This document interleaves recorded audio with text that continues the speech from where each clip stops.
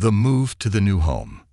Jack Mercer, a man with a quiet strength and a mind full of ideas, looked at the countryside house in front of him. It was old but sturdy, with a large wooden porch and windows that seemed to watch him back. After years of working in a bustling city as a tech engineer, Jack wanted peace, a place to call his own. This house seemed perfect, almost too perfect.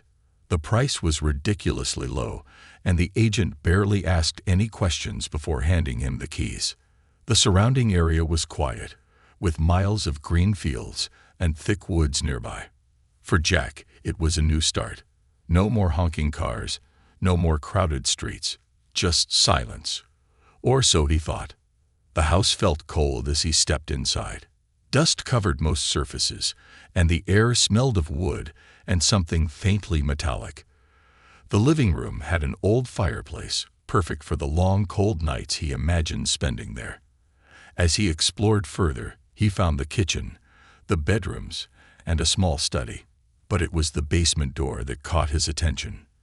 The door stood at the far end of the hallway, unlike the others. It wasn't a normal wooden door. It was reinforced with metal strips and had a strange locking mechanism. Jack's engineering brain immediately clicked into gear. Why would someone need such a door in their own home? A knock at the door interrupted his thoughts. It was the caretaker, an elderly man named Mr. Grayson, who had been looking after the house before Jack bought it. "Settling in, are we?" Mr. Grayson asked with a knowing smile.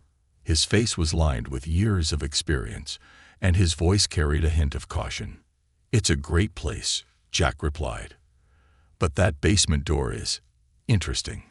Mr. Grayson's expression changed. His smile faded, and his eyes grew sharp. "That door's been locked for years," he said, "and it's best you leave it that way." Jack raised an eyebrow. "Why? What's in there?" "Nothing you need to worry about," Mr. Grayson said quickly. "Some things are better left untouched." Jack felt a chill run down his spine. The way Mr. Grayson spoke made it sound like the door was guarding a secret, but Jack didn't press further. Instead, he nodded and watched as the old man left, his steps slow but purposeful. That night, as Jack unpacked his belongings, he couldn't shake the feeling that the house was hiding something. Every creak of the floorboards, every gust of wind against the windows seemed louder than it should be. When he finally lay in bed, staring at the dark ceiling, he thought he heard something. It was faint, like a low humming sound. It was coming from the direction of the basement. Jack sat up, straining to listen. The sound was rhythmic, almost like a pulse. But when he got up to check, it stopped. "It's just the house settling," he told himself, though he wasn't entirely convinced. Over the next few days, Jack tried to focus on fixing up the house. He patched up walls, cleaned the floors, and set up his workshop in the study. But no matter what he did, the basement door stayed at the back of his mind. He often found himself standing in front of it, wondering what could be behind it. The humming noise returned each night, always faint and always stopping the moment Jack got close to the basement. He even tried recording it with his phone, but the sound never showed up. It was starting to feel like the house was playing tricks on him. One evening, Jack decided to investigate. He examined the locking mechanism on the door closely. It wasn't a normal lock. It had wires running through it and small, glowing lights near the base. It looked advanced, far beyond anything he had seen before in a regular home. "This doesn't make sense," he muttered. Who would install such a thing in a simple countryside house? His curiosity grew stronger each day. The basement door wasn't just locked. It was calling to him. Jack felt like it was daring him to figure it out.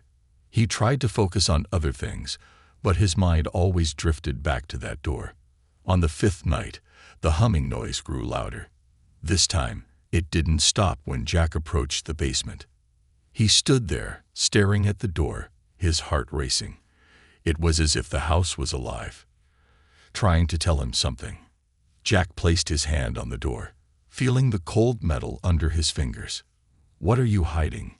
he whispered. Whatever was behind that door, Jack knew one thing for certain. It wasn't going to stay hidden for long. A strange discovery. The next evening, the hum became unbearable. It wasn't just a sound anymore. It vibrated through the walls, resonating deep in Jack's chest like the beat of a drum. No amount of ignoring it or distracting himself with unpacking helped. The locked basement door had become the center of his world, a puzzle begging to be solved. "I'm done waiting," Jack muttered to himself, grabbing his toolkit. As a tech engineer, Jack wasn't new to advanced locks. He had hacked into countless systems during his career, but this one was odd. The digital panel wasn't labeled, and the wiring seemed outdated and futuristic at the same time, like a mix of eras. After an hour of tinkering, the door hissed softly. Jack froze. The sound wasn't like a normal door unlocking. It was mechanical but smooth, almost alive. Slowly, he pushed the door open. A cold draft hit him as he descended the narrow staircase. His flashlight beam cut through the darkness, revealing a sterile-looking space with walls that gleamed like polished steel.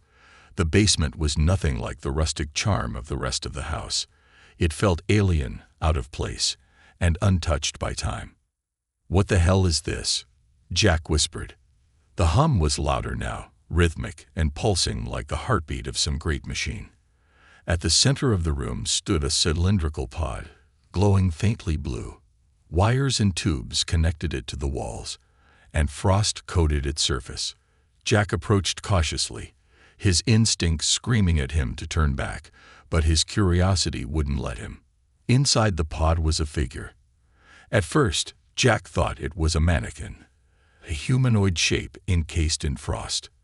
But as he wiped a hand across the glass, his heart skipped a beat. It wasn't a mannequin. The figure was a woman, though clearly not human. Her skin shimmered like liquid silver, and her hair floated as though suspended in water, strands of glowing white that seemed alive. She was breathtaking, yet unnerving. Her eyes were closed, but her face was serene, almost peaceful. Jack's mouth went dry. "What are you?" A small panel on the side of the pod caught his attention.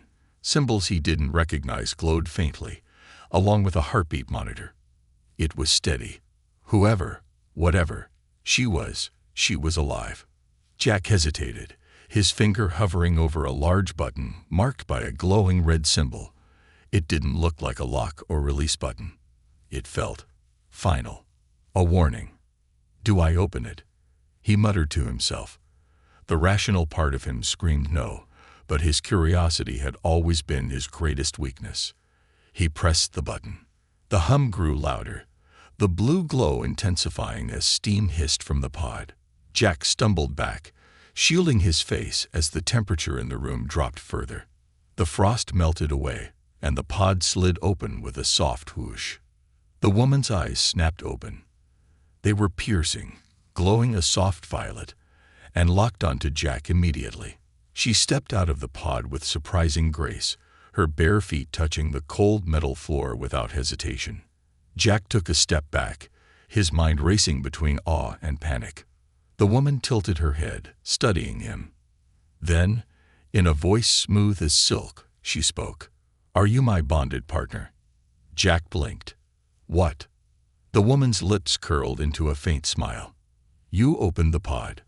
That makes you my partner. By my people's laws, you are now my protector." Jack stared at her, trying to process what she had just said.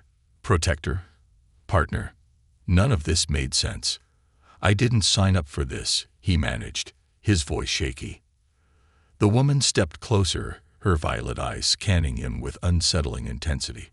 "You are human," she said, more to herself than to him. "Interesting.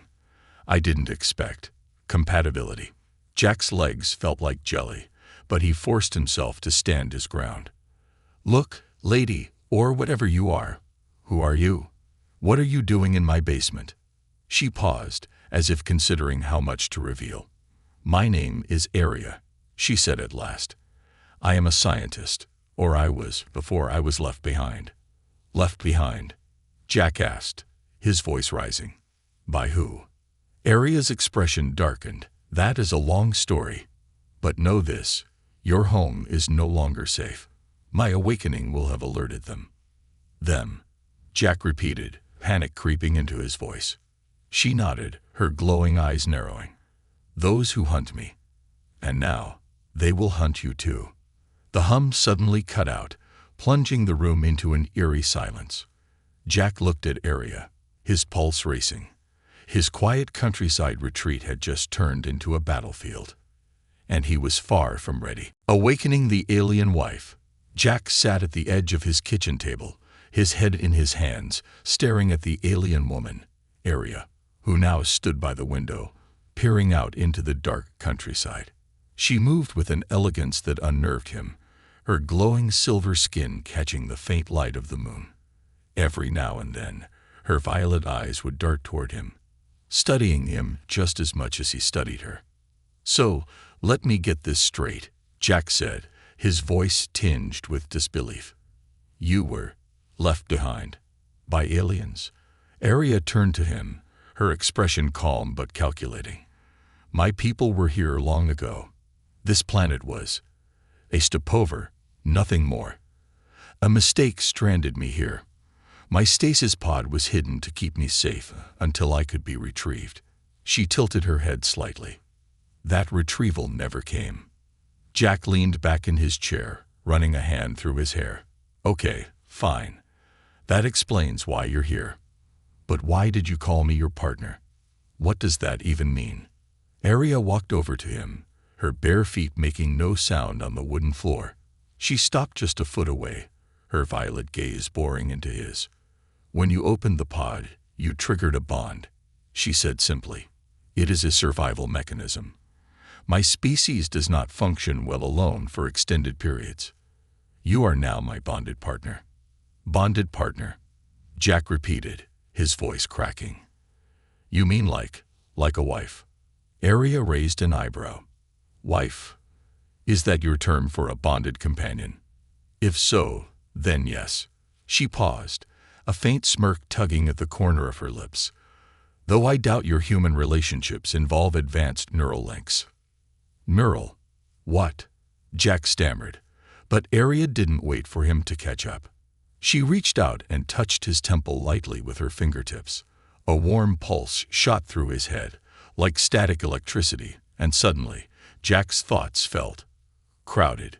He could feel her presence in his mind, calm and steady, like a second heartbeat. It wasn't intrusive, but it was undeniably there. What the hell did you just do? Jack yelled, jumping up and backing away. Aria tilted her head. Calm yourself. The link is basic. You will feel my emotions, and I yours. It ensures trust and cooperation. Nothing invasive. Nothing invasive. You're in my head. Jack snapped, his heart racing. Would you prefer I remove it? Aria asked, her tone neutral but with an undertone of challenge. I warn you, without the bond, my survival will be compromised. And if I die? She let the words hang in the air, her expression unreadable. Jack exhaled sharply, pacing the room. This is insane. I moved out here to escape stress, not to babysit an alien bride with enemies chasing her. At the mention of enemies, Aria's demeanor shifted. Her calm exterior gave way to a sharper, more focused energy. She walked past Jack to the window, peering out again. You may not have a choice. The activation of my pod sent out a signal. It's faint, but it will draw attention. If they find me, they will destroy everything in their path, including you. Jack froze. Who's they? Aria's eyes darkened, glowing faintly in the dim light. Hunters. Mercenaries. Their only purpose is to eliminate what they see as a threat. My survival threatens their secrecy. If they find me, they will stop at nothing to erase any evidence of my existence.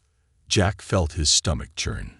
This was supposed to be his quiet retreat, his escape from chaos. Now he was caught in something far beyond his understanding. He sank back into his chair, rubbing his temples. So, what do we do? He asked finally, his voice tired but resigned. Aria turned to him, her expression softening slightly. We prepare. You are an engineer. Are you not? Jack nodded slowly. Yeah. So, you are creative, adaptive. You will help me defend this place. Arya stepped closer, her tone firm but not unkind. I know this is not what you wanted, but your survival is now tied to mine. If we work together, we stand a chance. Jack let out a bitter laugh. You're asking a guy who came out here to grow tomatoes and fix radios to go up against alien mercenaries. You will find, Arya said with a faint smile, that humans are far more capable than they give themselves credit for. Jack stared at her, a mix of frustration and reluctant admiration swirling in his chest. The bond he felt through their strange connection buzzed faintly in his mind, a reminder of the responsibility he now carried. Fine, he said after a long silence. We'll figure it out. But if this all goes south, I'm blaming you. Arya inclined her head, her smirk returning. Fair enough. As the two stood in the quiet kitchen, the faint hum of distant machines suddenly reached Jack's ears. Arya's head snapped toward the window, her expression sharpening. They're closer than I expected, she said quietly. Jack's heart sank. His new life had just begun, and already it was about to be tested, adjusting to alien life. By the time the sun rose the next morning, Jack's quiet countryside retreat had been turned into something out of a sci-fi movie. His kitchen table, once a place for coffee and peace, was now covered with blueprints, tools, and strange alien devices that Arya had pulled out of seemingly nowhere. Arya worked quickly, her silver hands moving with precision as she modified a small device that glowed faintly in her grasp. Jack watched her from across the room, still trying to wrap his head around the fact that an alien woman, his so-called bonded partner, was now living under his roof. You've got a whole workshop in your head or something? Jack asked, leaning against the counter. Arya didn't look up. My neural database retains schematics for tools and technology my people commonly use. I've adapted a few designs to integrate with your primitive systems. Primitive? Jack frowned. I'll have you know I built half the stuff in this house myself. Arya glanced at him, her violet eyes sparkling with faint amusement. Impressive. For a human. Jack sighed, shaking his head.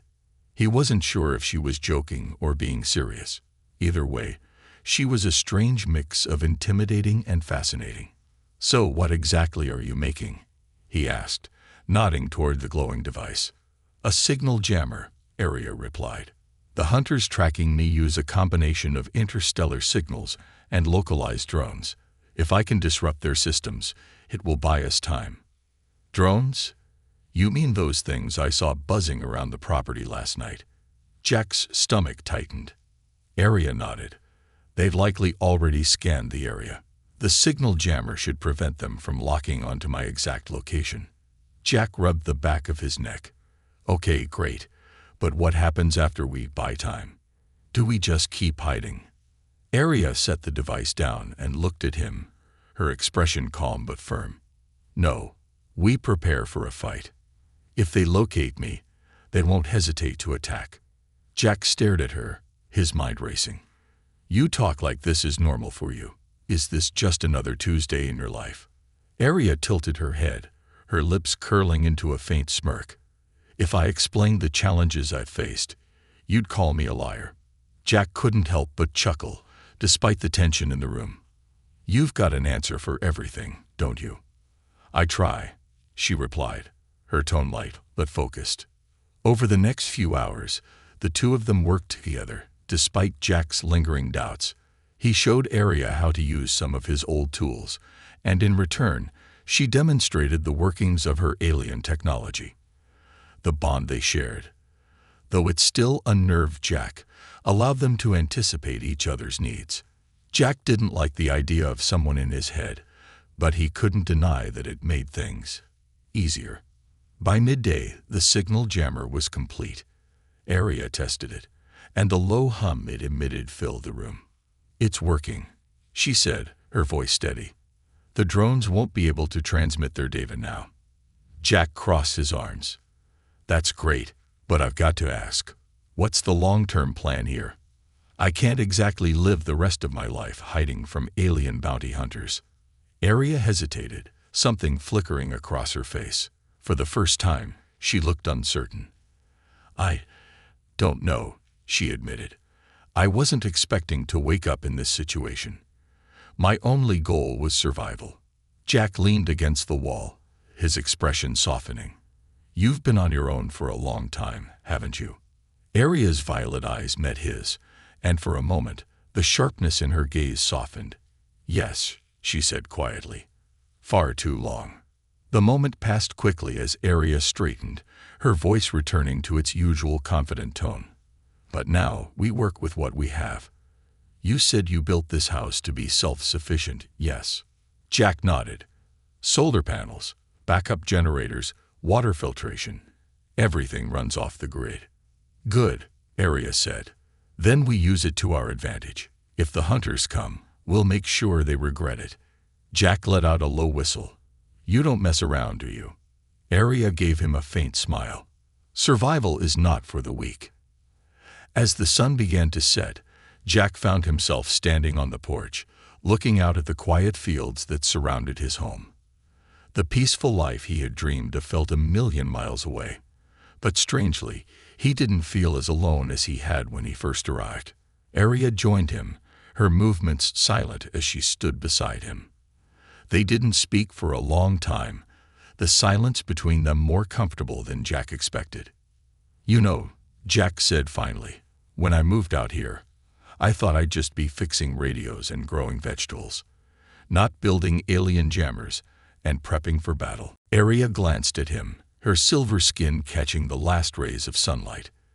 And do you regret it? Jack thought about it, then shook his head. Not yet. Arya's lips curved into a small, almost imperceptible smile. Good, because it's only going to get harder from here. Jack sighed, staring out at the horizon. He had a feeling she was right. The enemy's arrival. The quiet night was broken by an unnatural sound, a low, mechanical hum that vibrated through the air, faint but unmistakable. Jack jolted awake, instinctively reaching for the old baseball bat he kept by his bed. He froze for a moment, listening. The sound wasn't coming from inside the house. It was outside, somewhere in the fields surrounding his property. They're here. Arya's voice cut through the silence. She stood in the doorway of his bedroom, her glowing violet eyes sharp and alert. She was fully dressed, her silver skin shimmering faintly in the dim moonlight. Jack stumbled to his feet. What do you mean, they're here? I thought the jammer was working. It is, Arya said, her tone calm but urgent. The signal jammer disrupted their drones, but they must have sent a ground team to investigate. They're probing for weaknesses. Jack grabbed his boots and hurried to put them on. Great. So what do we do? Call the police? Wait. No, they'd think I'm insane. Arya didn't laugh at his weak attempt at humor. Instead, she handed him a strange-looking device, a small circular object with glowing blue lines etched into its surface. What's this? Jack asked, holding it carefully. A proximity detector, Arya explained. It will alert us if they come within 50 meters of the house. I've already placed a few of these around the perimeter. Jack glanced at her, impressed despite himself. You've been busy. I don't waste time, she replied. Together, they moved to the living room, where the signal jammer sat humming softly on the table. Arya adjusted a few settings, her hands moving with practiced ease. Jack watched her, feeling both awed and overwhelmed. Okay, Jack said, running a hand through his hair. Let's say they do find us. What's our plan? I don't exactly have an arsenal lying around. Arya looked at him, her expression unreadable. We don't need an arsenal. We just need to outthink them. You said you built this house to be self-sufficient, yes? Yeah, Jack said. Solar panels, backup generators, rainwater collection. Why? Arya's lips curved into a faint smile. Because we can use that to our advantage. This house is isolated, and its systems are unique. If we create enough confusion, we can turn this place into a trap. Jack raised an eyebrow. You want to turn my house into a battlefield? Arya nodded, her gaze steady. If it means survival, yes. Before Jack could respond, the proximity detector in his hand began to vibrate. A soft blue light pulsed along its surface, growing brighter with each passing second. They've breached the outer perimeter, Arya said, her voice low and controlled. Jack felt his heart rate spike. Okay, what now? Arya stepped to the window, peering out into the darkness. Her sharp eyes caught movement, a faint shimmer in the distance, like a ripple in the air. They're cloaked, she said. Standard hunter tactic. But the cloak won't mask their heat signatures. Do you have any thermal imaging equipment? Jack blinked. But yeah, I've got an old thermal camera in my workshop. Used it to check for insulation leaks. Get it, Arya ordered. Quickly. Jack didn't argue. He sprinted to his workshop and grabbed the camera, his hands shaking as he powered it on. By the time he returned, Arya had already dimmed the lights and was setting up more of her strange devices around the room. Point it out there, she said, nodding toward the window. Jack aimed the camera, his breath catching when the screen lit up with shapes. 3 figures, humanoid but taller and bulkier than any human, were moving through the field toward the house. Their movements were slow and deliberate, like predators stalking prey. 3 of them, Jack whispered. What are they? Elite trackers, Arya said, her voice tense. Heavily armed, highly trained. They won't hesitate to kill. Jack swallowed hard. Fantastic. One of the figures stopped, raising a device that glowed faintly in the dark. A beam of light shot out, scanning the house. They're trying to locate me, Arya said. The jammer is confusing them, but it won't hold forever. We need to act now. Jack turned to her, his voice shaking. What do you want me to do? Arya met his gaze, her expression fierce. You're an engineer. Think like one. This is your house. Use it. Jack took a deep breath, his mind racing. He thought of the systems he had built, the tools he had at his disposal. Then an idea began to form, a desperate, half-baked plan that just might work. Okay, he said, his voice steadier now. Let's give them a fight they'll never forget. Arya smiled, a glint of approval in her eyes. Now you're starting to think like a survivor. The 2 of them moved quickly, setting traps and fortifying the house. Jack rigged the solar panels to overload on command, creating a blinding flash that could disorient the attackers. Arya set up energy mines, small disc-shaped devices that would release a powerful shockwave when triggered. As the hunters closed in, Jack felt a strange mix of fear and determination. This wasn't the life he had signed up for, but for the first time in years, he felt truly alive. Ready? Arya asked, standing beside him with a strange weapon in her hands. Jack nodded, gripping the baseball bat he had modified with nails and reinforced metal. Let's do this. The first explosion lit up the night, and the battle for survival began. The final showdown. The first explosion rattled the house, sending a shockwave that Jack could feel in his bones. He crouched behind the overturned couch, his makeshift weapon clutched tightly in his hands. Across the room, Arya stood poised like a predator, her alien weapon humming softly in her hands, its glowing edges pulsating with energy. The hunters were closing in. Jack could hear their heavy footsteps outside, methodical and unhurried, like they knew time was on their side. They're testing us, Arya said, her voice low and calm, though her glowing violet eyes burned with intensity. Testing us, Jack whispered harshly. They just blew up half my front porch. Arya didn't look at him.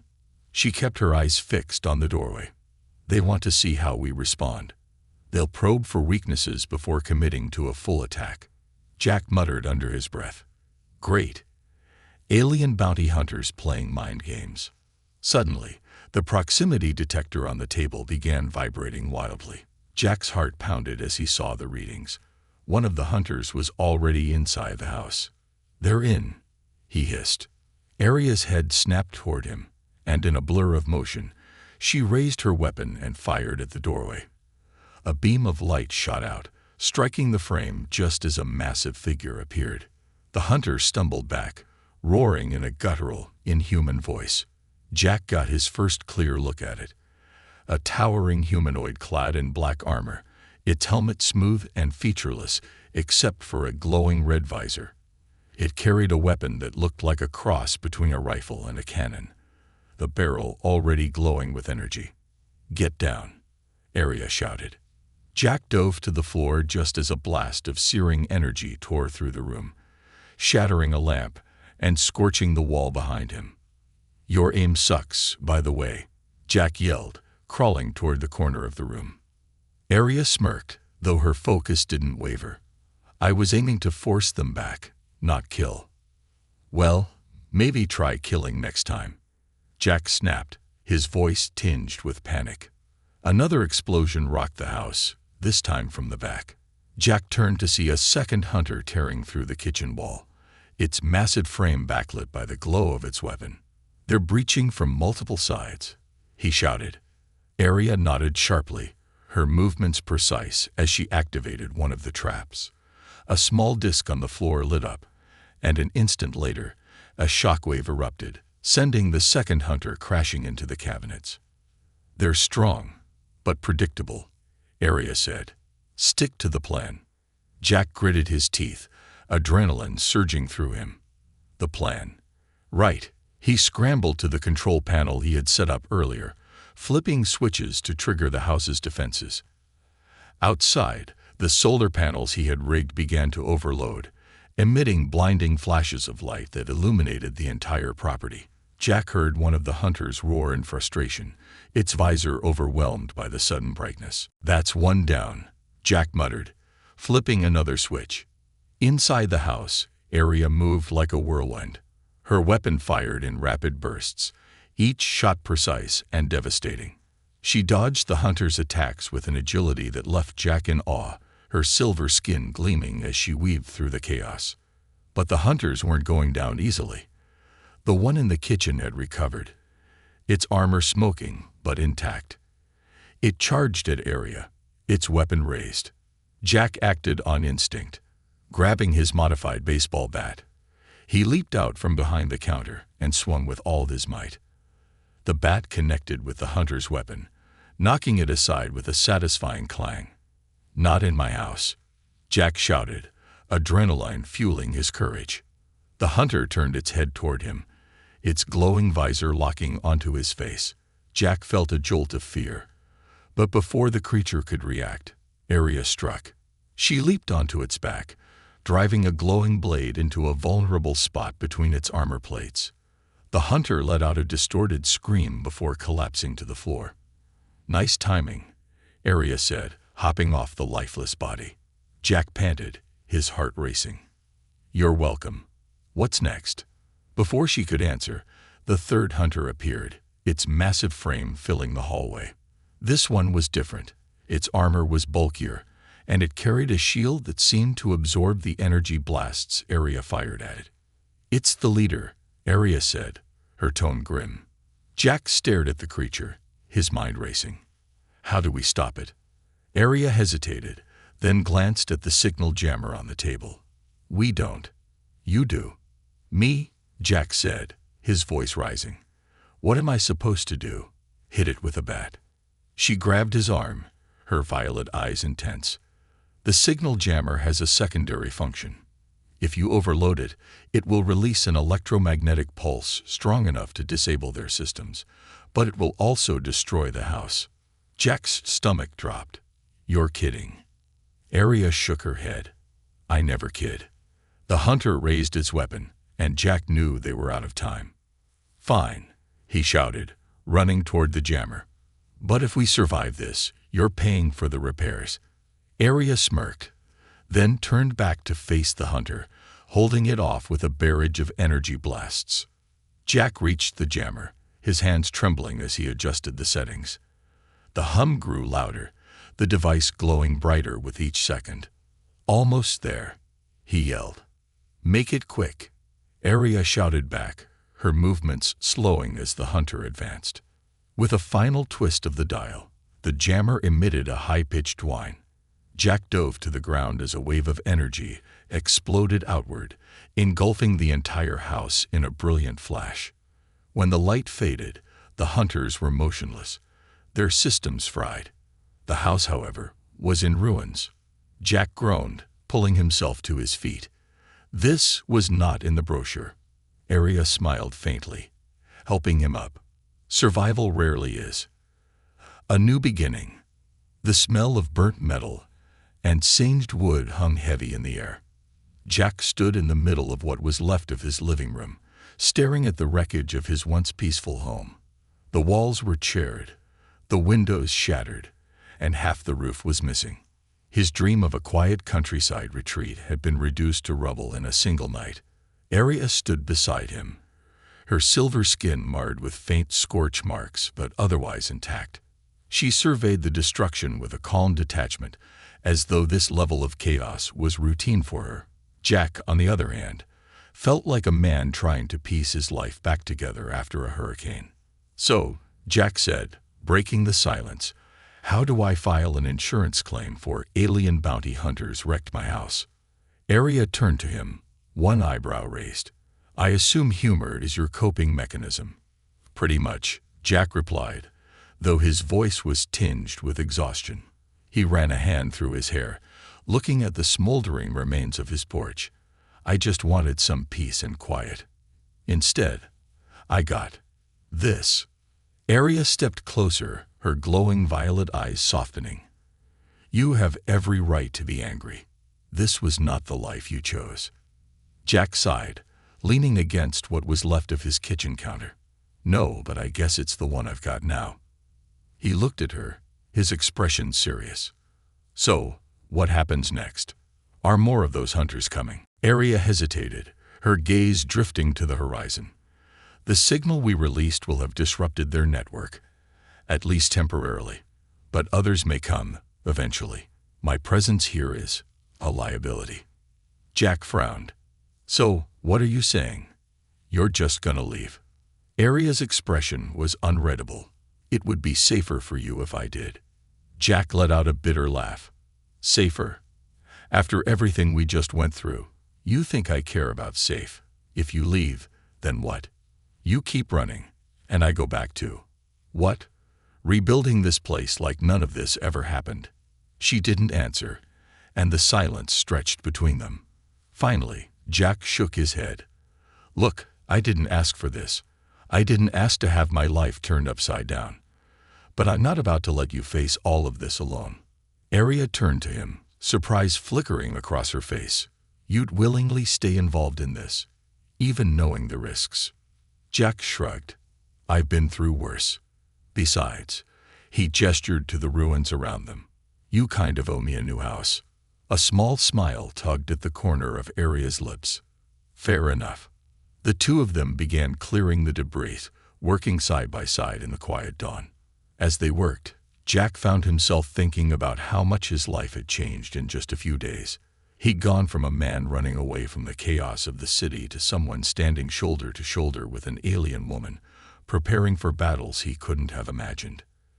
"You know," Jack said, wiping sweat from his brow, "when I bought this place, I thought I'd just be fixing up old furniture and growing tomatoes, not fighting off alien mercenaries."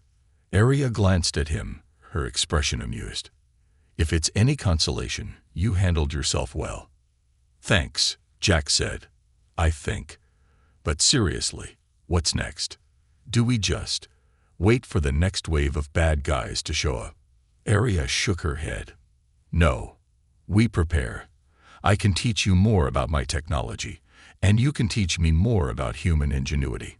Together, we can make this place more than just a home. It can be a fortress." Jack raised an eyebrow. "A fortress? Ha! I thought you said humans were primitive." Arya smiled faintly. "Even primitives can surprise you." As the sun climbed higher in the sky, Jack felt a strange sense of hope. His life was far from normal now, but maybe normal wasn't what he needed.